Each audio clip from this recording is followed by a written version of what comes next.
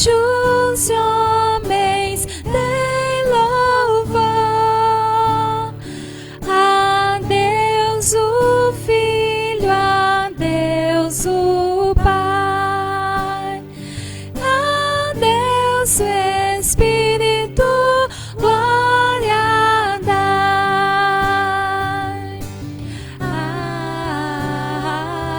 Amém. Amém.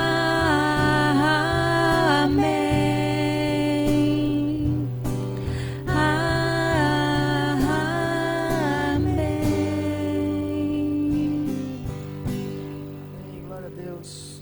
Quero convidá-los a abrir as suas Bíblias no texto de Hebreus, capítulo 1. Hebreus, capítulo 1.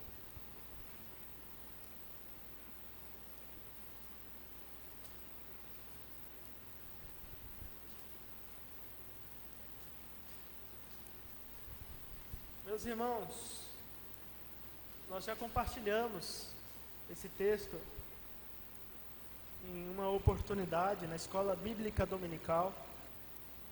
Eu quero ler com os irmãos essa introdução fabulosa feita na Epístola aos Hebreus, versículos 1 ao 4. Olha o que diz o texto: havendo Deus outrora falado muitas vezes e de muitas maneiras aos pais pelos profetas, nesses últimos dias nos falou pelo Filho, a quem constituiu herdeiro de todas as coisas, pelo qual também fez o universo. Ele que é o resplendor da glória e a expressão exata do seu ser, sustentando todas as coisas pela palavra do seu poder, depois de ter feito a purificação dos pecados, assentou-se à direita da majestade nas alturas, tendo se tornado tão superior aos anjos, quanto herdou mais excelente nome do que eles. Irmãos, esta palavra é fabulosa. E, de fato, a canção que vamos entoar agora, quão lindo esse nome é, o nome de Jesus, não é só por causa do nome em si, né? Tem muita gente que romantiza demais a pessoa de Jesus, não é verdade? Aquela interação com ele, como se ele fosse o meu brother, meu tudo, né? Aquele negócio de coração apaixonado, né? Tem muitas canções hoje em dia que falam: estou apaixonado por ti.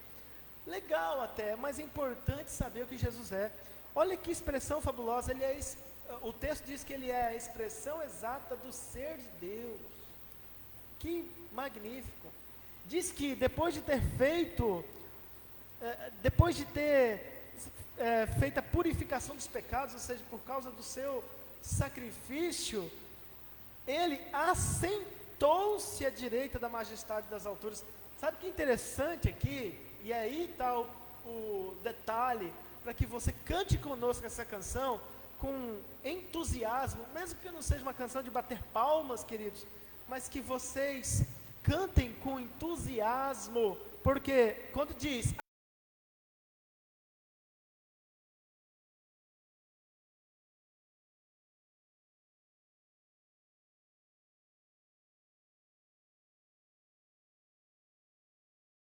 oferecia o sacrifício diante de Deus, isso acontecia de ano em ano, no evento da expiação, o dia estabelecido pelo Senhor, e também dia após dia pelos sacerdotes.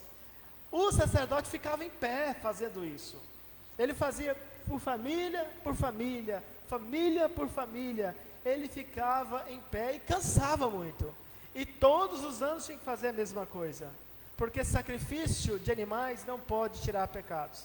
Mas o texto diz que Jesus Cristo fez isso de uma vez por todas, e sentou-se. A ideia aqui de sentar-se é de que nós não precisamos fazer nenhum tipo de sacrifício mais, e o sacrifício único e perfeito já foi efetuado por ele na cruz do Calvário. Amém, queridos? Não é um momento de alegria? quero convidar você a ficar em pé. Você sabe essa canção, né? Canta essa canção em nome de Jesus conosco. Amém?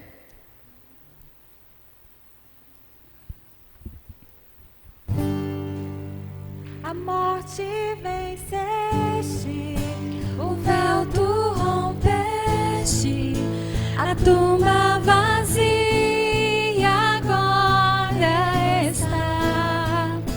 O céu te adora, proclama tua glória, pois ressuscitaste, vivo está.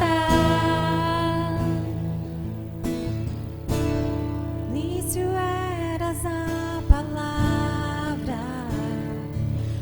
com Deus o Altíssimo.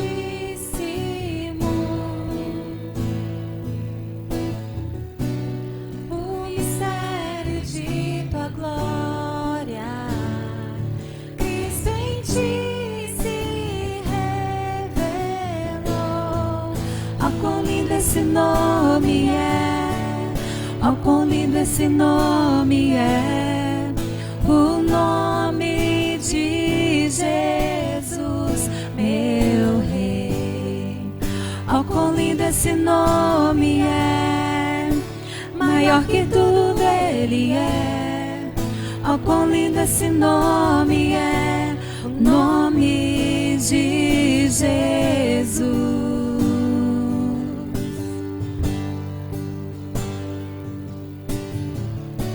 Deixou o céu para buscar-nos, veio para nos resgatar.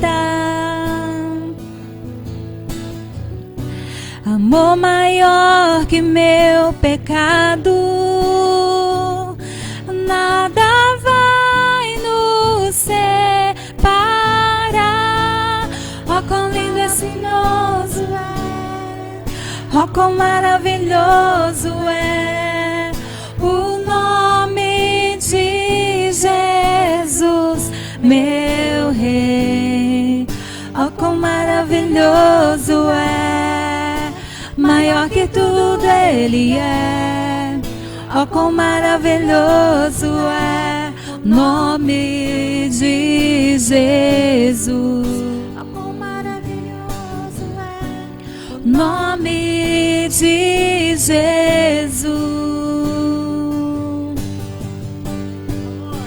A morte venceste, o véu tu rompeste, a tumba vazia agora está.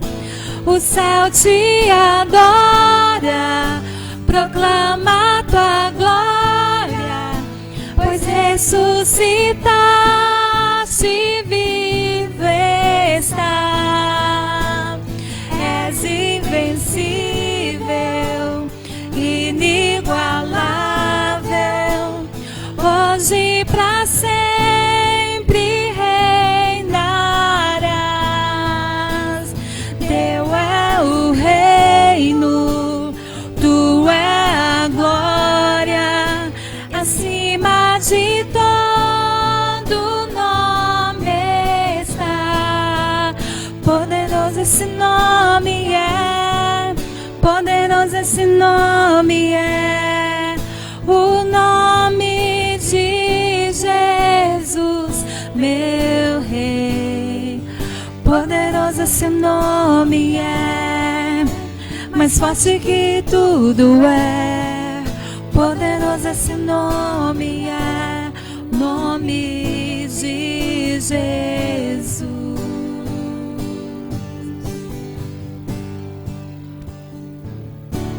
Amém, glória a Deus. Vamos ter uma palavra de oração neste momento. E oração de gratidão ao Senhor por esse momento especial, né, por saber do que Cristo fez por nós. Quero pedir que a irmã Rosane, erga sua voz, minha irmã, faça essa oração de gratidão ao Senhor pelo que Cristo fez por nós.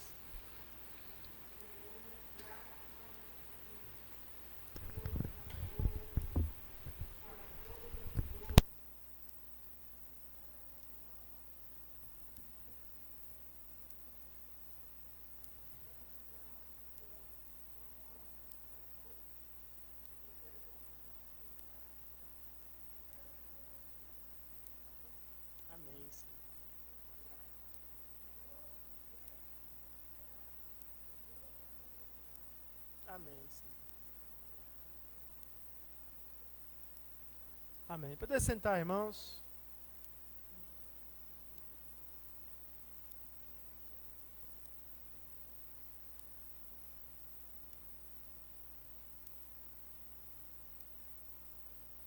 Irmãos queridos, vamos compartilhar a palavra de Deus.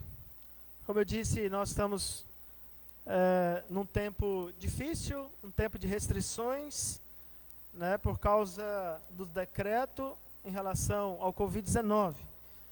E toque de recolher é às 9 horas, portanto, precisamos realizar o nosso culto a Deus num tempo que dê para a gente compartilhar bem e também que possamos, né, chegar em casa. Eu moro muito longe, como vocês sabem, e aí, né, Natália?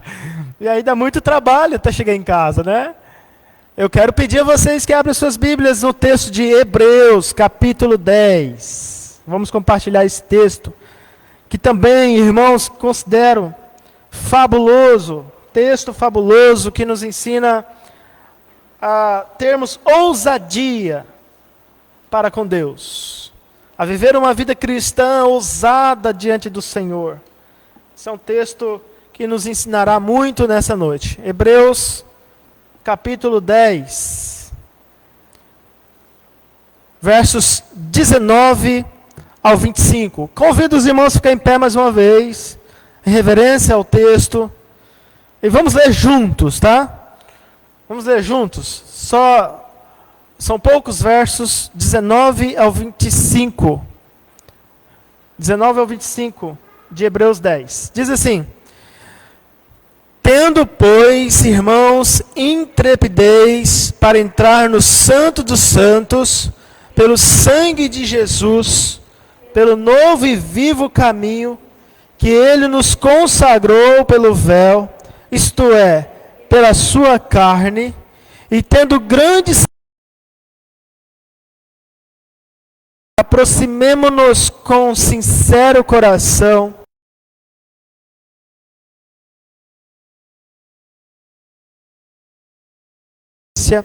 e lavado o corpo com água pura, guardemos firme a confissão de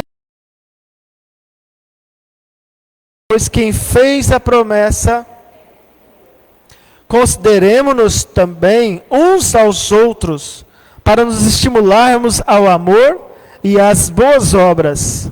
Não deixemos de congregar, como é costume de alguns. Antes, façamos admoestações.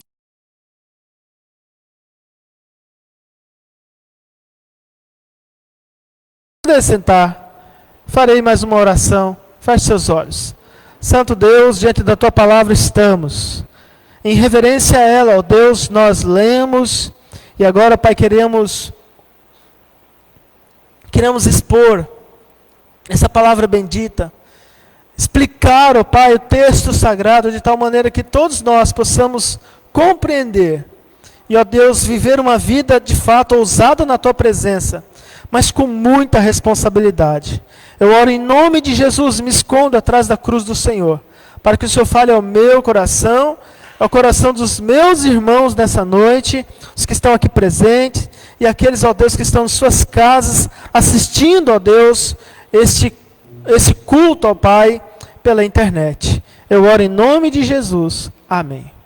Irmãos queridos e amados, esse texto, como eu disse, o tema que eu quero colocar para os irmãos, quero expor para os irmãos, exortações para uma vida cristã ousada, tá? O contexto aqui é o seguinte: o autor aos Hebreus escreve para aqueles irmãos que moravam em Roma, né? Então, era um contexto de perseguição, era um contexto de muitas dificuldades para que os crentes pudessem servir ao Senhor. Não tinha a ver com pandemia. Hoje nós temos o problema da pandemia, né? Nós não temos aqui no Brasil perseguição, nós temos dificuldade, na verdade, é com a pandemia e o medo do povo de congregar, não é? Em muitos casos sim, em outros casos não tem tanto medo assim. Existem lugares onde a aglomeração é muito grande e de fato até causa estranheza e mau testemunho para os de fora. Essa é uma grande verdade. Estou falando do ponto de vista do povo evangélico brasileiro. Mas, meus queridos, aqueles irmãos estavam enfrentando dificuldades, não só por causa de perseguições, mas também por causa de um grupo chamado judaizantes, né? Nós chamamos eles assim. Porque era um grupo de pessoas que tinha dificuldade em entender a graça de Jesus. Tinha dificuldade em entender o que Cristo realmente fez. Imagine você nasceu no lar presbiteriano. E de repente alguém chega para você e diz assim, tudo que você creu até hoje, durante seus 40 anos, está errado. Não é que está errado, mas mudou de fase. Acho que essa expressão é melhor. Mudou de fase. Era assim, como você cria, mas já tem uns 10 anos que mudou a fase. E você está nessa ainda, como um judeu. Ou você está nessa ainda como um presbiteriano. Mudou a chave. Era mais ou menos isso, porque os crentes ali, muitos deles tinham dificuldade em entender esse processo, essa mudança de fase do Antigo Testamento para o Novo Testamento. As leis, o que aconteceu com as leis? O que aconteceu com o sistema de sacrifícios que existia no Antigo Testamento? O que nós vamos fazer agora? É só graça? Vamos cruzar os braços e agora esperar a volta de Cristo e não precisamos fazer mais nada? É isso? Então, havia muitas dúvidas e por isso foi escrito esse texto fabuloso, que é chamado pelo autor de uma palavra de exortação à igreja, né? A igreja daquele tempo e a igreja desse tempo. O contexto, que é o capítulo 10, o autor aqui fala de Jesus Cristo como supremo. Quero pedir a você que olhe para a sua Bíblia, tá? Olhe para a sua Bíblia e acompanhe, por favor. Capítulo 10, versículo 1. Eu quero pedir a você que acompanhe comigo os versos, tá? Porque é muito importante que você entenda verso por verso, para que você compreenda esses últimos versos que nós lemos aqui, 19 ao 25. Olha o que diz o versículo 1. Ora, visto que a lei? Que lei? O sistema de culto Antigo Testamento, o sistema, a lei que foi dada a Moisés e ao povo no Monte Sinai, a lei tem sombra, né? Visto que a lei tem sombra dos bens vindouros, não a imagem real das coisas. Olha o que ele diz, nunca jamais pode tornar perfeitos os ofertantes, com os mesmos sacrifícios que ano após ano perpetuamente eles oferecem. Então os crentes do Antigo Testamento faziam cultos e eles ofereciam sacrifícios. E o autor está dizendo que aquele sistema, embora fosse instituído por Deus, embora o próprio Deus tinha dado para o seu povo praticar, esse sistema é imperfeito. Ele não tornava o povo perfeito. Por isso havia necessidade de fazer direto, todos os anos. Né? Versículo 2, doutra sorte, não teriam cessado de ser oferecidos, porquanto os que prestam culto, tendo sido purificados uma vez por todas, não mais teriam consciência de pecados? Uma pergunta retórica. E o versículo 3, entretanto nesses sacrifícios, faz-se recordação de pecados todos os anos. Imagina, todo ano eu vou lá para oferecer meu culto e todo ano eu lembro dos meus pecados. Eu faço as mesmas orações. Preste atenção hoje, nós estamos aqui no dia de ceia, certo? E aí eu convidei você para orar ao Senhor no início do culto, já examinando a si mesmo, certo? Aí você provavelmente lembrou daqueles pecados, é ou não é? Dos pecadinhos e pecadões, é ou não é? E provavelmente você falou assim, Senhor, eu tenho pecados intencionais, eu tenho pecados que eu não lembro que eu cometi, e eu peco também por omissão, né? A gente nem lembra mais de tantos pecados. Mas a verdade é que a gente sabe de alguns, é ou não é? A gente sabe de alguns que a gente guarda na gavetinha. E todos os anos esse povo ia oferecer esse culto ao Senhor. Todos os anos eles faziam esse culto movido a sacrifícios ao Senhor e se lembravam dos seus pecados. É óbvio que alguns pecados a mais eram acumulados. Da mesma forma, você vem para a ceia do Senhor e você está lembrando de pecados que você cometeu desse tempo todinho, da última ceia até agora, não é? Só que tem uma diferença gritante, é isso que o autor está nos mostrando. Uma grande diferença. E ele vai justificar isso usando o Antigo Testamento. Lá em Salmo 40, versos 6 a 8. Está aqui no próprio texto. Ele usa o Salmo para dizer o seguinte, né? Antes de chegar no Salmo, está escrito aí no versículo 3. Entretanto, nesses sacrifícios faz recordação de pecados todos os anos, porque é impossível. Irmãos, você está aí comigo, acordado, junto com um pastor, leia esse texto, tá bom? Essa frase. É impossível que o sangue de touros e de bodes remova pecados. O sacrifício do Antigo Testamento envolvia a morte de animais, guarde bem isso. É impossível que o sacrifício, que o sangue desses animais remova pecados. Embora tenha sido, mais uma vez é bom lembrar, tenha sido instituído pelo Senhor, esses sacrifícios não retiravam de forma alguma os pecados do povo. Mas aí ele vai então dizer no versículo 5 até o versículo 8, usando o Salmo 40 assim. Por isso, ao entrar no mundo, diz: sacrifício e oferta não quiseste, antes um corpo me formaste. Não te deleitaste com holocaustos e ofertas pelo pecado. Então eu disse: eis aqui estou, no rolo do livro está escrito a meu respeito, para fazer, ó Deus, a tua vontade. Depois de dizer como acima, sacrifícios e ofertas não quiseste, nem holocaustos e oblações pelo pecado, oblação aí é a oferta, é a mesma palavra, pelo pecado, nem com isto te deleitaste, coisas que se referem segundo a lei. Então acrescentou: eis aqui estou para fazer, ó Deus, a tua vontade. Quando ele diz assim, um corpo me formastes, a ideia aqui é uma ênfase, é um salmo que aponta para Jesus Cristo. E a ideia aqui é dizer que é a prontidão de Jesus para tornar-se humano em nosso favor.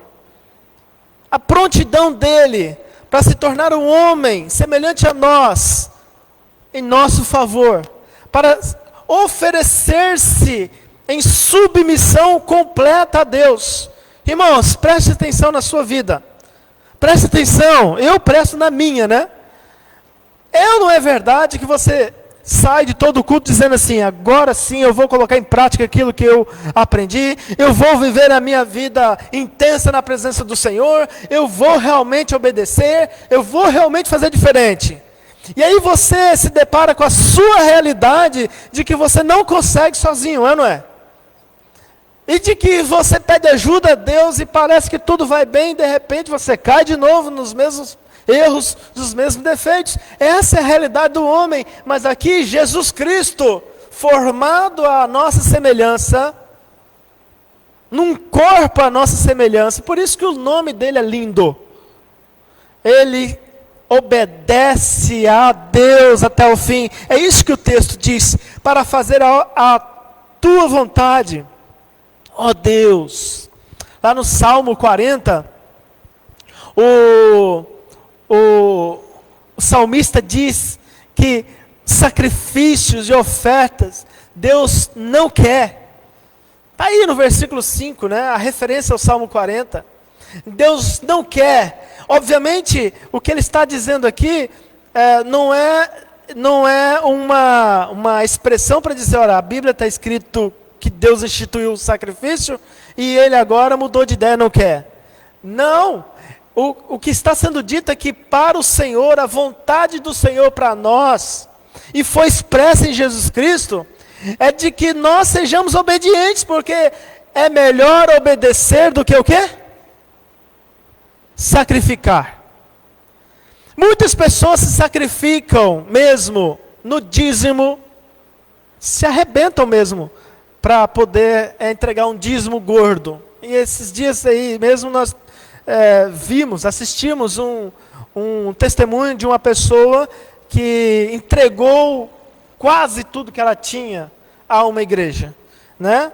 Porque se vendeu a ideia nesse tipo de igreja que é comércio da fé, que faz de crentes clientes, se vendeu a ideia de que Deus quer isso, quer o seu sacrifício, quer o seu melhor, quer o seu carro, Bruna, por favor, deixa aí, tá bom? Vá de ônibus. Né? Se vendeu essa ideia, e muita gente acredita, porque é muito difícil, porque as nossas relações não são baseadas na graça, é ou não é?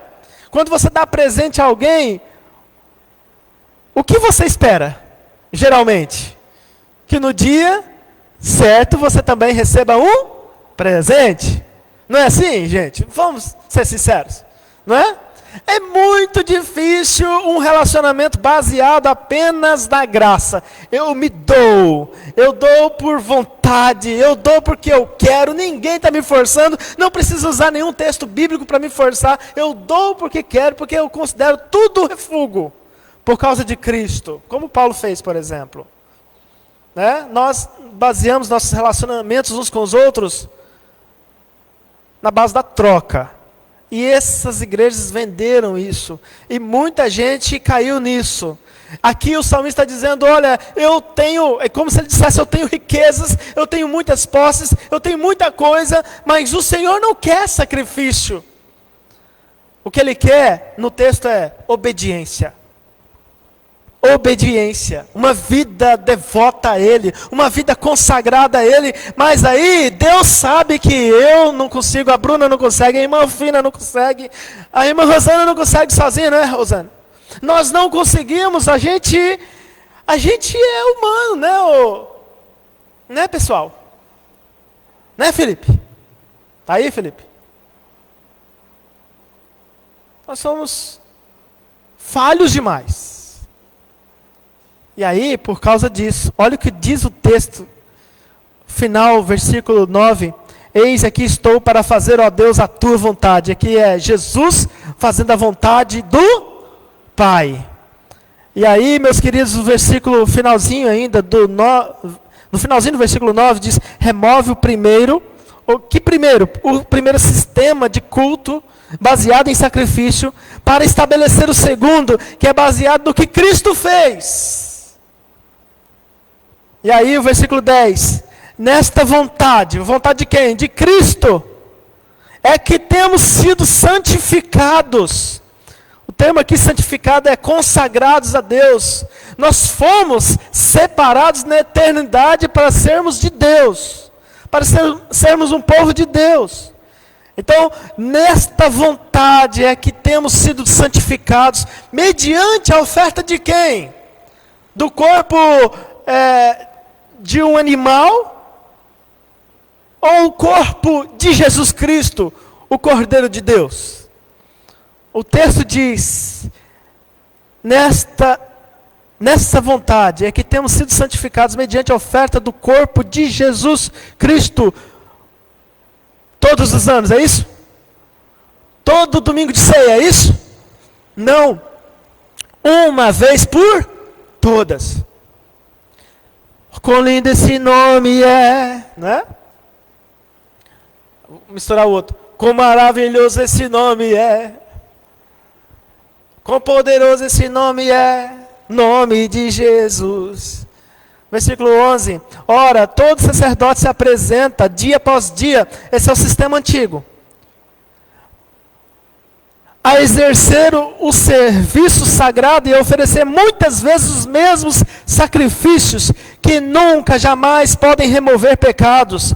Jesus, porém, em contraste, tendo oferecido para sempre um único sacrifício pelos pecados, assentou-se à destra de Deus. Mais uma vez, nós nos lembramos do texto inicial desse culto, lembra? Ele assentou-se à destra de Deus. No Antigo Testamento, os sacerdotes que ofereciam os sacrifícios, que oficiavam o culto do Antigo Testamento, o sistema de culto do Antigo Testamento. Imagine, chegava a família da Rosane, ele oferecia o sacrifício pela família dela. Depois chegava a família da Rufina, oferecia o sacrifício pela Rufina, e ele ficava em pé o dia inteiro oferecendo sacrifícios. E nunca acabava, porque aí tinha outro ano, e vai, e nunca acaba, porque os pecados só aumentam. Mas Jesus fez de uma vez por todas o sacrifício, de uma vez por todas, o único sacrifício. Ele então se assentou, e quando se diz assentar-se, aqui tem duas verdades. A primeira é de que ele já oficiou, já fez o sacrifício de uma vez por todas, não fará mais. Existe uma doutrina numa seita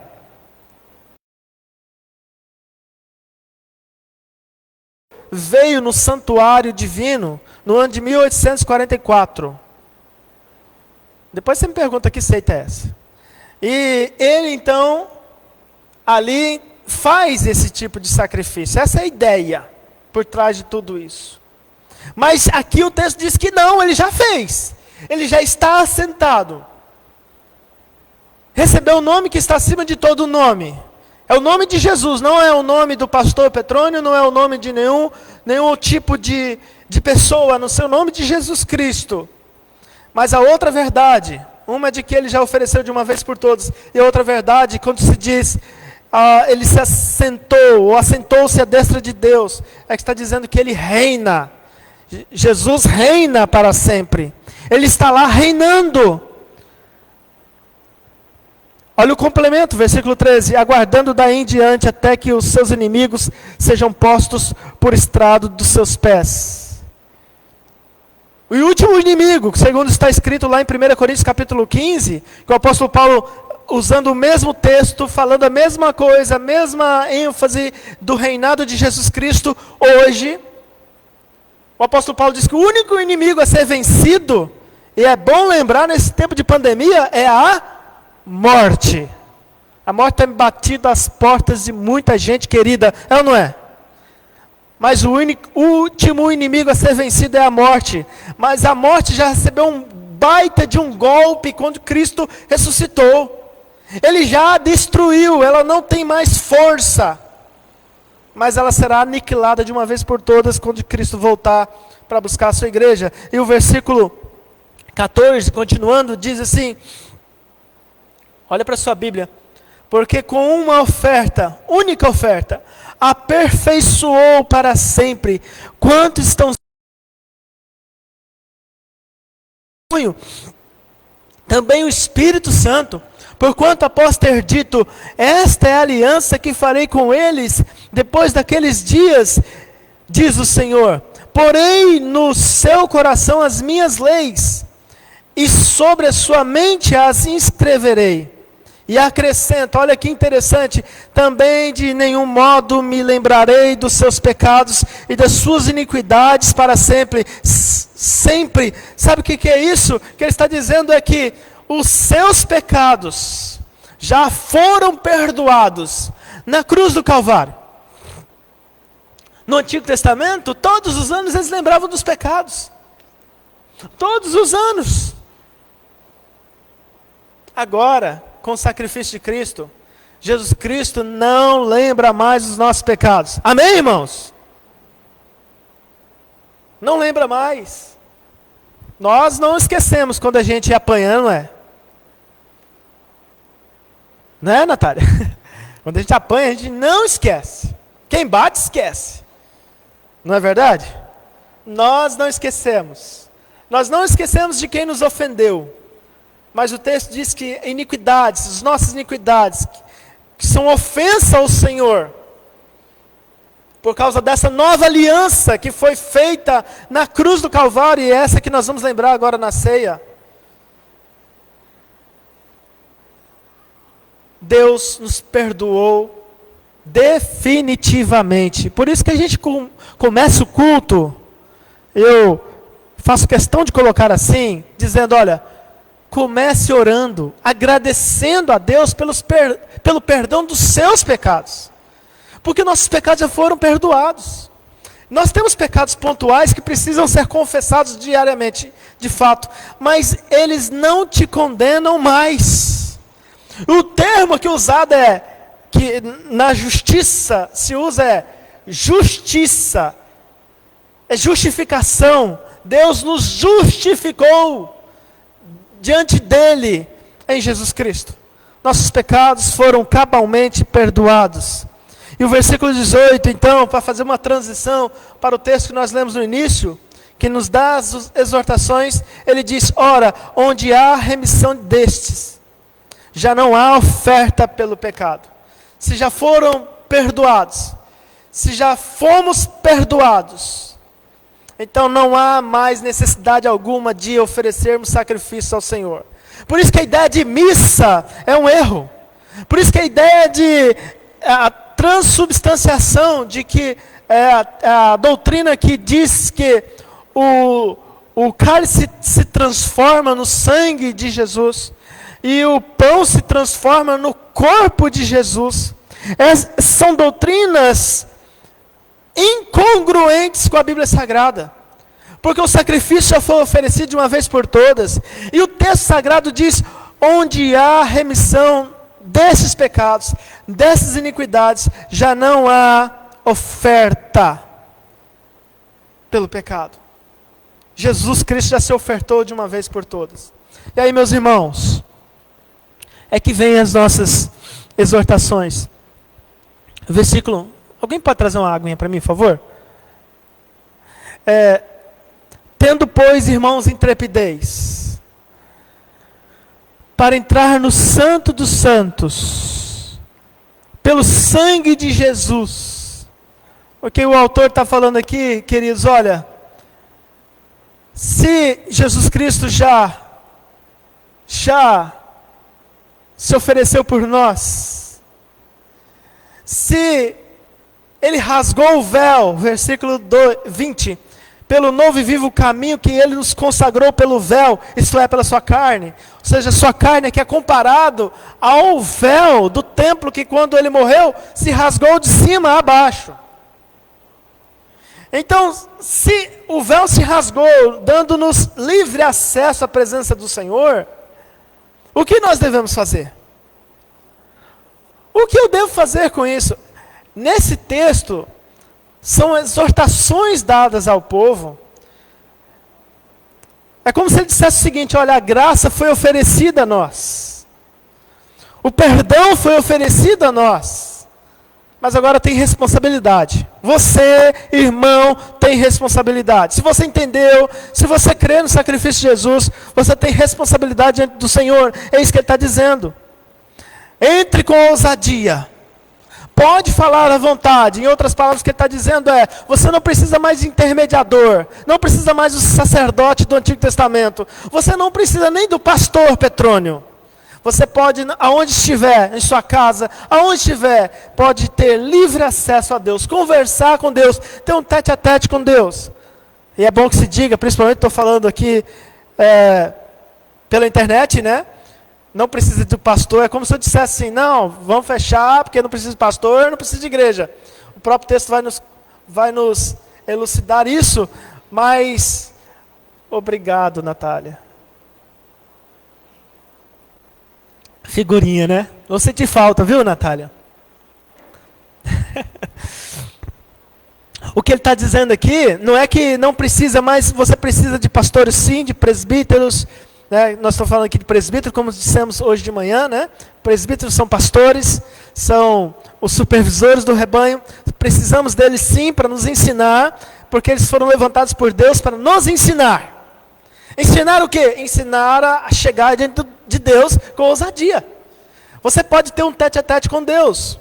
Mas aqui, então, ele vai trazer para nós algumas exortações. Porque já que temos um sumo sacerdote, um grande sacerdote sobre a casa de Deus.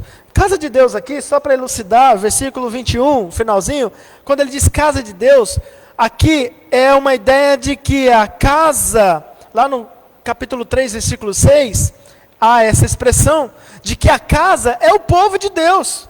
É o povo, não o templo, tá bom? Templo, como no Antigo Testamento. É o povo, onde você estiver, na sua casa agora, assistindo esse culto, reunido a sua família, o povo que está aqui presente, o povo de Deus espalhado sobre a face da terra. O povo de Deus é a casa de Deus. É a expressão também usada pelo apóstolo Pedro, na sua primeira carta, no capítulo 2. Cristo é a pedra que vive, e nós somos pedras que vivem nesse santuário construído, que é a casa de Deus. Nós temos um sumo sacerdote. Nós temos um grande sacerdote. E o nome dele é Jesus Cristo. Diga bem alto, Jesus Cristo. É o nosso sumo sacerdote. E aí as 3 exortações. A primeira, versículo 22. Aproximemo-nos. Irmão, aproxime-se de Deus. Aproxime-se de Jesus. Para de lenga-lenga. Não, tempo de pandemia, nós não temos templo aberto, então eu me esfrio. Para com isso. Aproxime-se de Deus, já que tudo foi feito para que você tivesse esta possibilidade de se apresentar diante dele. Você, desde novinho, adolescentes, agora vocês devem aproveitar a fase de adolescente, que não tem tantas responsabilidades civis como nós temos. Tantas preocupações de pagar boleto amanhã, por exemplo, como muitos de nós temos. Aproveite essa fase para se entregar ao Senhor, para fazer o melhor para Ele. Aproxime-se de Deus com sincero coração. E Ele diz assim, olha, em plena certeza de fé. Sem fé é impossível o quê? Agradar a Deus. Aqui uma introdução ao capítulo 11, que vai falar sobre fé. Sem fé é impossível agradar a Deus. O povo do Antigo Testamento não viu as promessas se cumprir. Os nossos irmãos, os patriarcas, não viram a promessa se cumprir, de Jesus vir ao mundo. Muitos dos nossos irmãos mais velhos que morreram na fé hoje, inclusive nesse tempo de pandemia, esperavam a volta de Jesus, porque este sinal, grande sinal, que a pandemia Covid-19 dava a entender para muitos crentes, de que Cristo estava vindo para buscar a sua igreja. Nós ouvimos dos nossos avós, Jesus vai voltar para buscar a sua igreja, não é? Eles não viram a promessa se cumprir de Jesus voltar para buscar a sua igreja, mas mantiveram a fé. E nós somos exortados a ter fé, a aproximar de Deus, tendo fé nele, tendo fé de que as promessas dele vão se cumprir, de que o Covid-19 está aí para mostrar para o mundo que ele vai cumprir sua promessa, tendo o coração purificado de má consciência. E aí ele faz uma expressão aqui que é lavado o corpo com água pura. Aqui é a ideia de que o sacerdote do Antigo Testamento, quando ele se apresentava diante de Deus para oferecer o culto, tinha uma regra. O próprio Deus havia estabelecido. E a regra era, eles deveriam entrar diante de Deus primeiro passado por um ritual de purificação, que era uma bacia de água, e eles tinham se aspergir. E nós fizemos isso no batismo. Você que entregou seu coração a Jesus, quando você fez a sua declaração de fé, não foi no dia do batismo? Os que foram batizados na infância, como nós presbiterianos acreditamos, os pais fizeram uma declaração de fé diante de Deus. E tiveram fé para dizer, olha, eu vou ensinar meu filho até a idade da razão.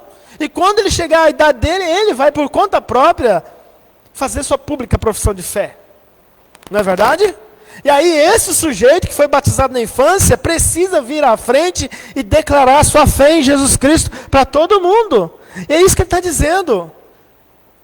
Assim como o sacerdote do Antigo Testamento que se apresentava diante de Deus com esse sistema, né? Com esse ritual, nós também devemos nos apresentar diante de Deus, meus queridos, sabendo que já tudo foi feito por nós, todo sacrifício já foi efetuado por nós na cruz do Calvário. nosso sacerdote já entrou na presença de Deus por nós. A segunda exortação é: guardemos firme a confissão da esperança sem vacilar, pois quem fez a promessa é o quê? Fiel. Guardemos firme a confissão da esperança. Confissão, que confissão é essa? Nós somos chamados como foi dito no último ponto, né, na última exortação,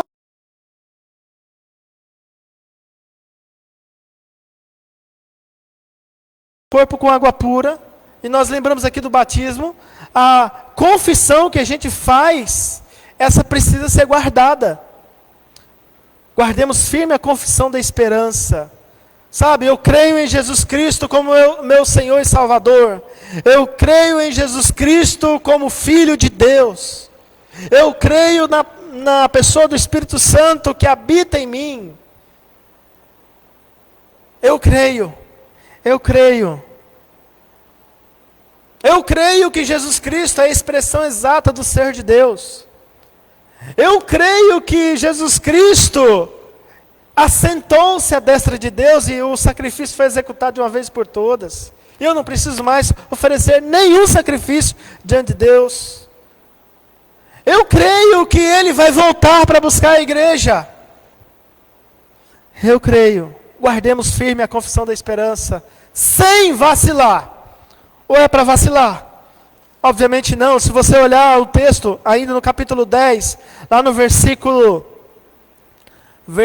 36 ao 39, diz assim, olha: com efeito tendes necessidade de perseverança, para que, havendo feito a vontade de Deus, alcanceis a promessa, porque ainda dentro de pouco tempo aquele que vem virá e não tardará. Todavia o meu justo viverá pela fé. E o texto diz: se retroceder, nele não se compraz a minha alma. É como se ele dissesse o seguinte: o crente precisa provar a sua fé. Se por um lado eu fui chamado por Deus pelo Evangelho, e essa ação é só dele, por outro lado eu sou chamado a perseverar até o fim. Não é incongruência aí. Não é uma chamada para você viver de qualquer jeito. Não é uma chamada para você viver a sua vida relaxada espiritualmente falando. Não é uma chamada para você abandonar a sua fé, abandonar seu estilo de vida cristão, seu estilo de vida santo. Pelo contrário, é uma chamada para você viver em santidade de vida, porque sem santidade também, seguir a paz com todos e a santificação. É assim que a Bíblia diz. Sem a qual ninguém verá o Senhor. Por fim, terceira exortação, versículos 24 e 25 são juntos. E devem ser lidos juntos. Eu quero convidar você a ler comigo o versículo 24 e 25. Mas no 25, em vez de você ler, não deixemos de congregar-nos, você vai ler comigo, não deixando de congregar. Você vai entender por quê. Leia comigo o versículo 24 e 25, mas lembrando, não deixando de congregar. É um exercício, tá? Versículo 24. Consideremo-nos também uns aos outros para nos estimularmos ao amor e às boas obras, não deixando de congregar-nos, como é costume de alguns. Antes façamos admoestações, e tanto mais quanto vedes que o dia se aproxima. O que ele está dizendo aqui é que a terceira exortação é de que nós precisamos, assim como está escrito no texto, considerar os nossos irmãos, estimulando uns aos outros à prática das boas obras, do amor das boas obras. A Bíblia, ela é cheia, principalmente o Novo Testamento, cheia de exortações à prática do amor. Lembra da parábola do bom samaritano? Lembra do amor café que eu disse, né?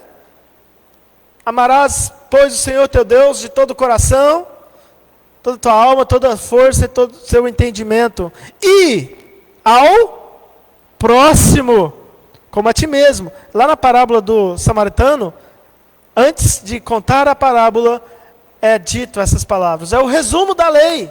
Nós devemos amar o próximo, amar os irmãos e estimular os irmãos a praticar boas obras. O que são boas obras? Boas obras, nesse caso, irmãos, é o estímulo que nós damos uns aos outros, é a ajuda que nós damos uns aos outros, é a ajuda que eu dou financeira, é a ajuda que eu dou numa cesta básica, é a ajuda que eu dou ligando para o meu irmão, é a ajuda que eu dou visitando o meu irmão, mesmo com distanciamento, é a ajuda que eu dou compartilhando a live para que outras pessoas possam aprender mais de Deus. Tem muita gente com medo de sair de casa. E tem uma palavra de esperança quando assistem pela internet. Prática das boas obras. Mas eu pedi para os de congregar, porque algumas versões está escrito exatamente assim. Versículo 25. Não deixando de congregar. Mostrando que a prática, o estímulo à prática do amor e das boas obras, ela encontra sua força no congregar. No estar juntos. Quando eu vejo os irmãos, quando eu vejo vocês, eu então consigo perceber nas conversas, no olhar, a necessidade de cada um. Mas se cada um viver no seu quadradinho, isolado, eu não vou saber, porque eu não tenho bola de cristal. Eu não tenho condições de saber a sua necessidade se você não falar. Você precisa falar. E é na congregação, é no estar juntos, que a gente consegue saber a necessidade de cada um. E aí sim eu pratico o amor e pratico as boas obras, não deixando de congregar, como é costume de alguns. Naquele tempo, por causa da perseguição, os crentes estavam sendo desestimulados a praticar a comunhão, a estar juntos. E mesmo um tempo de perseguição, correndo o risco de morrer no caminho entre sua casa até o local de culto, o autor está dizendo: vocês não podem deixar de congregar, usem estratégias, vão na surdina, mas vão congregar. No tempo de pandemia, olha só, nós estamos sendo desestimulados a congregar por causa da aglomeração. Mas não deixemos de congregar. Use estratégias, use máscara, use distanciamento necessário. Pare de tocar uns aos outros, pare de conversar muito próximo, né, do nariz do outro. Porque se você não tem medo de pegar o vírus e partir dessa para melhor, você precisa ter o cuidado de não transmitir para o outro. E você não transmitir, você procurar não transmitir, o nome disso é amor. O nome disso é consideração. É saber que talvez o seu corpo aguente o tranco. Talvez você seja assintomático, mas o seu irmão talvez não, e ele pode sofrer muito. Se não chegar à morte, sofre muito. Se chegar à morte, sofre, além dele, a família que vai perdê-lo. Então, nós precisamos ter estratégias. Mas não podemos deixar de congregar. Não posso deixar de assistir a live, por exemplo. Se eu não posso ir ao templo, por vários motivos, então eu vou oferecer meu culto aqui com os meus irmãos online. Louvado seja Deus que nos permitiu ter internet hoje. Já pensou se não tivéssemos? Quando eu vejo a irmã Nadia, aqui está a irmã Iá, está aqui plugada aqui, né? E aí, quando ela está plugada, está a irmã Nadia assistindo também. Nem sempre, a irmã Nadia tem sofrido muito nesses dias. Né? A irmã Maria Aurora também vai lá para o quarto dela, pega o celular dela e assiste o culto. Ela não pode vir. Muitas pessoas estão passando dificuldades agora, não conseguem vir ao templo por vários motivos. Principalmente os mais velhos. Mas a única forma deles nos verem e ouvir uma palavra comum na nossa congregação é pela live, graças a Deus que tem. Valorizemos. Não deixemos de congregar como é costume de alguns. Antes façamos admoestações. A palavra admoestação aqui não é de chamar a atenção, mas é estimular. é ajudar uns aos outros. Irmão, estou sentindo sua falta. Irmão, como é que você está? Como é que está a sua vida espiritual? Está assistindo? Irmão, não está conseguindo assistir? O que eu posso te ajudar? Irmão, posso orar por ti no celular? Você está ouvindo aí os meus WhatsApps, as mensagens, está conseguindo ler? Irmãos, precisamos estimular uns aos outros.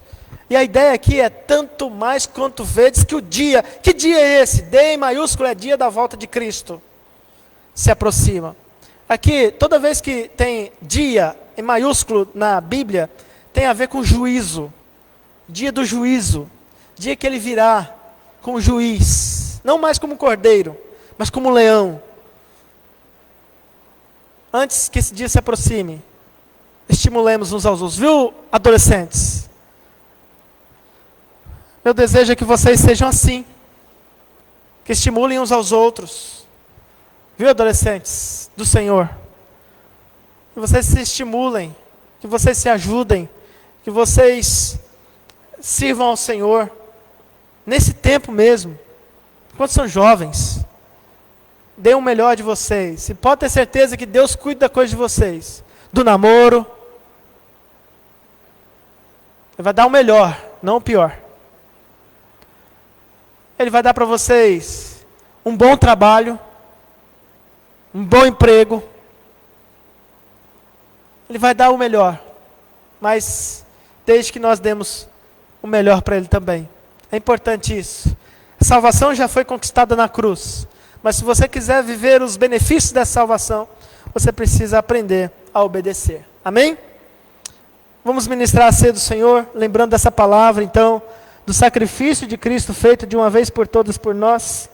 Quero convidar vocês a ficarem em pé neste momento. Quem puder, claro, né? E nós vamos ministrar a ceia do Senhor.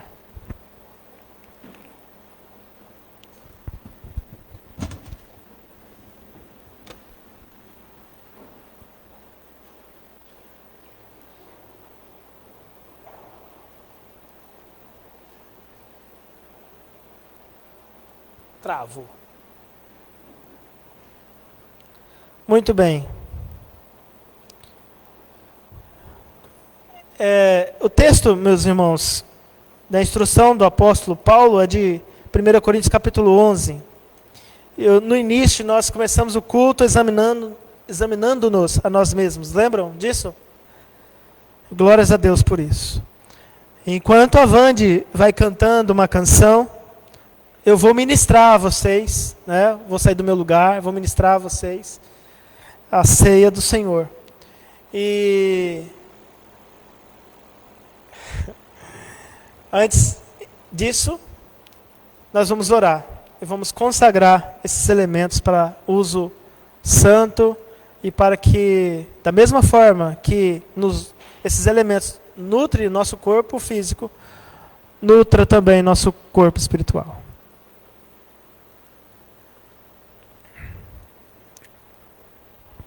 Santo Deus, nós consagramos esses elementos, ó Deus, na Tua presença. Estamos muito gratos, ó Pai, por poder servir ao Senhor. Estamos muito gratos, ó Deus, por poder, ó Pai, consagrar, ó Deus, a nossa vida ao Senhor. Não por nossos méritos, mas porque Cristo, pelo seu sacrifício perfeito, já nos separou, já nos consagrou para o louvor da sua glória. Nós estamos felizes por isso. E queremos participar dessa ceia, lembrando de tudo que nós acabamos de ouvir. Desse sacrifício único, feito por Cristo na cruz do Calvário por nós. Consagramos esses elementos, ó Deus, sabendo que o pão não se transforma em corpo de Cristo Jesus, literalmente, e nem o cálice se transforma no sangue de Cristo. Mas nos fazem lembrar desse sacrifício. E de uma forma espiritual, da mesma maneira que esses elementos nutrem nosso corpo físico. Quando estamos com fome, agora, ó Pai, com fome do Senhor, fome espiritual, que o Senhor nos sacie nesse momento. É para a glória do Senhor que eu oro. E pedindo ao Senhor que nos fortaleça o teu povo, em nome de Jesus. Amém.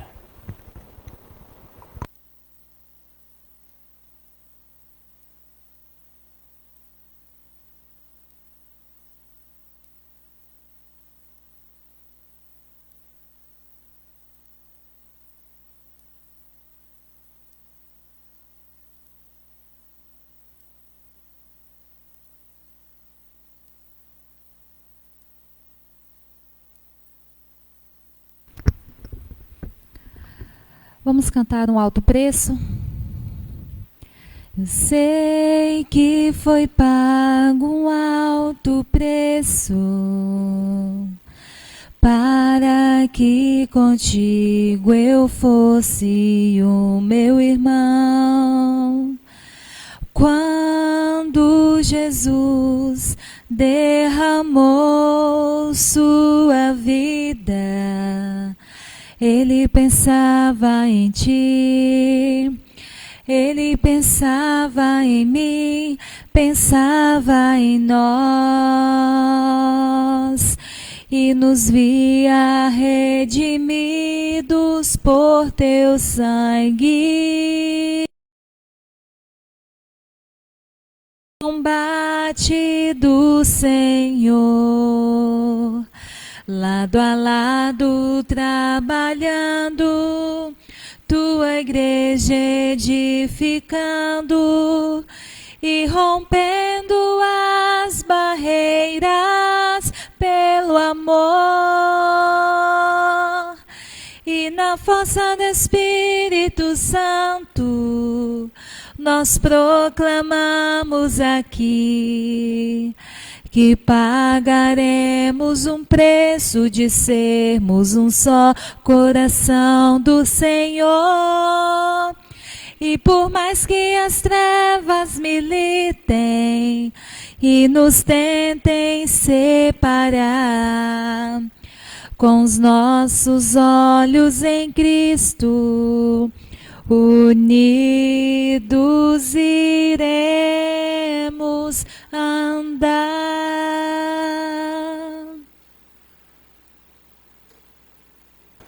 1 Coríntios, capítulo 11, versículo 23, diz: Porque eu recebi do Senhor o que também vos entreguei, que o Senhor Jesus, na noite em que foi traído, tomou o pão e, tendo dado graças, o partiu e disse: Isso é meu corpo que é dado por vós. Fazer isso em memória de mim. Comamos do pão, meus queridos.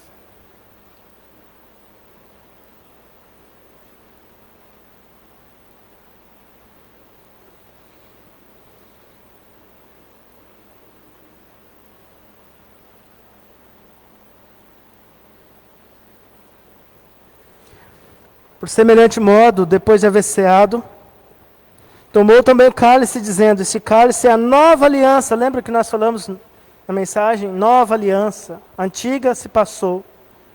Uma nova aliança foi feita. De pecados, os nossos pecados totalmente perdoados, de uma vez por todas. Jesus não se lembrar mais dos nossos pecados. Essa nova aliança, no meu sangue. Fazei isso todas as vezes que o beberdes, em memória de mim. Tomamos o cálice.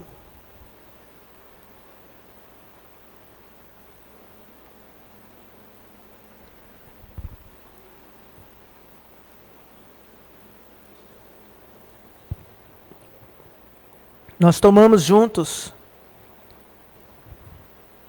nesse momento por causa do que o texto, de forma instrutiva, à igreja de Corinto e a nós, diz: Assim, pois, irmãos meus, quando vos reunis para comer, esperai uns pelos outros, demonstrando que a ceia do Senhor, ela é uma demonstração da unidade que a igreja tem e da comunhão que a igreja precisa ter.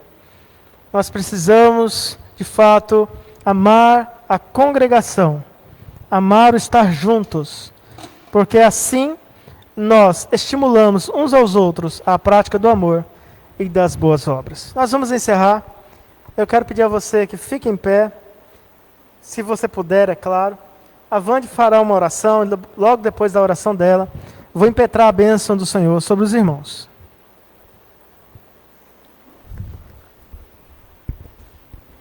Senhor, nosso Deus, nosso Pai, graças te damos pelo cuidado do Senhor, pelo amor do Senhor demonstrado a nós. Amém, Senhor. Obrigado, Senhor, por este momento maravilhoso que passamos aqui, ó Deus. Amém, Senhor. Mesmo, ó Deus, com toda restrição, mesmo não podendo, Senhor, dar um abraço no nosso irmão.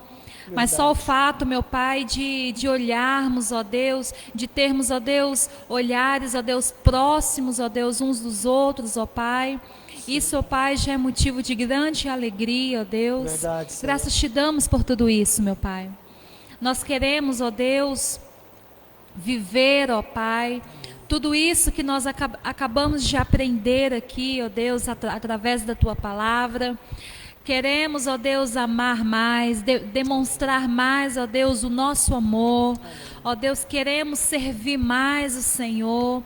Queremos sempre colocar em primeiro lugar, ó Deus, o Teu reino, a Tua justiça. E queremos, ó Deus, de que todas as demais coisas, ó Pai, serão acrescentadas. Amém. Deus, muito obrigada, meu Pai, por tudo, ó Deus, o que aconteceu aqui. Em nome do Senhor Jesus. E aqueles irmãos também, ó Deus, que estão conosco, meu Pai, mas nos seus lares. Que a bênção também do Senhor esteja com cada um deles, meu Pai. Em nome do Senhor Jesus. Amém. E agora, meus amados irmãos, que a graça do nosso Senhor e Salvador Jesus Cristo, e o amor de Deus, nosso eterno, querido e bendito Pai, as consolações e o avivamento que vem da parte do Espírito Santo do Senhor, estejam com todos vocês, meus queridos irmãos, e com todo o povo de Deus espalhado sobre a face da terra.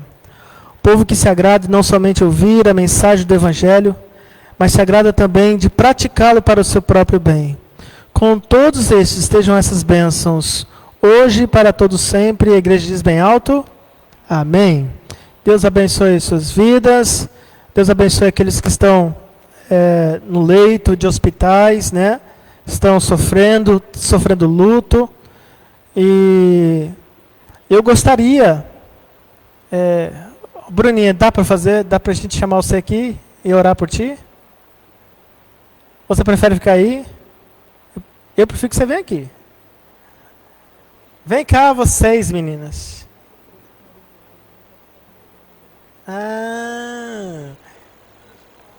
Tá certo. Você quer ficar aí mesmo, assim, com a bebê?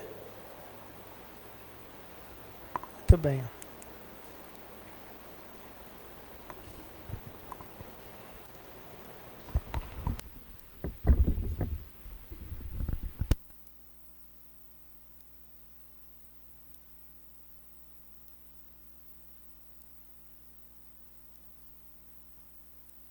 Tá pesado, né? Então, eu vou ser rápido, né? Imagino que tá pesado.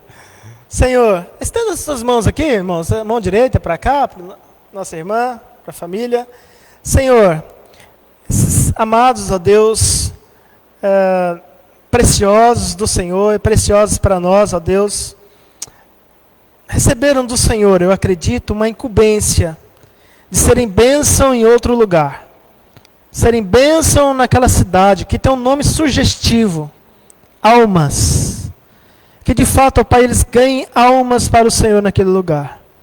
Essa é a minha oração. A semelhança dos nossos irmãos imigrantes, como nós falamos nessa manhã, que saíram, ó Deus, dos seus países de origem e foram para outras terras.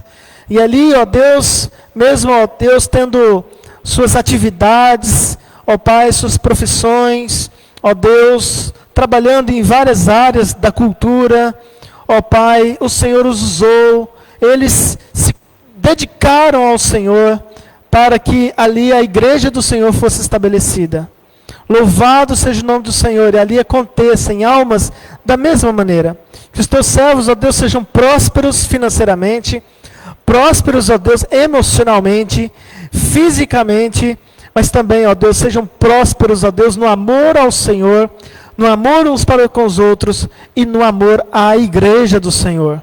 Que ali, ó Deus, naquela cidade, se for do teu agrado, surge uma nova igreja a partir deles.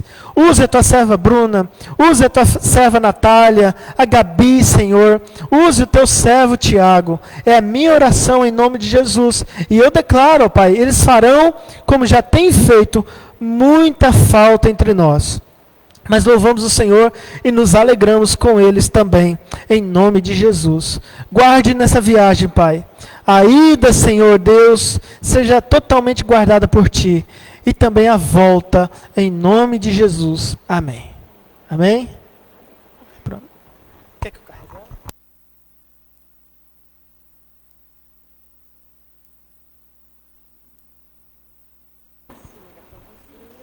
Pois é.